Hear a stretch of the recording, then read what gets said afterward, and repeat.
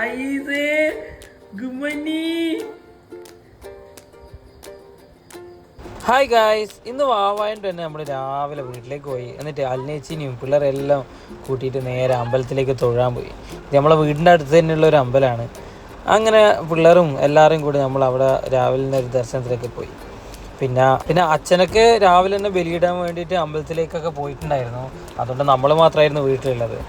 അങ്ങനെയാണ് നമ്മളെല്ലാവരും കൂടി നേരെ അമ്പലത്തിലേക്ക് വിടാൻ വിചാരിച്ചത്. തിരിച്ച് വീട്ടിലേക്ക് എത്തിയപ്പോഴേക്കും മാമനൊക്കെ വന്നിട്ടുണ്ടായിരുന്നു. അങ്ങനെ നമ്മൾ നേരെ വീട്ടിൽ അകത്ത് വെച്ച് കൊടുക്കുന്നതൊക്കെ ചെയ്തു.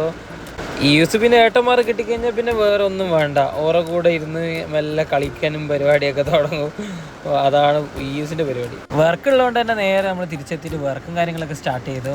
പിന്നെ ഈവനിങ് ആകുമ്പോഴേക്ക് പുതിയ അച്ചാച്ചനും അമ്മമ്മയൊക്കെ വരുന്നുണ്ടായിരുന്നു മൈസൂരിൽ നിന്ന്. അപ്പോൾ ഓറെ കൂട്ടാൻ വേണ്ടിയിട്ട് ഈവനിങ് ആയപ്പോൾ അങ്ങോട്ടേക്ക് പോയി. പിന്നെ എനിക്കിന്ന് മുടി മുറിക്കാനുണ്ടായിരുന്നു. അപ്പോൾ രാത്രി നേരെ ടോണിയും കഴിപ്പി. അപ്പോൾ അത്രയൊക്കെ തന്നെയുള്ളൂ. Thank U.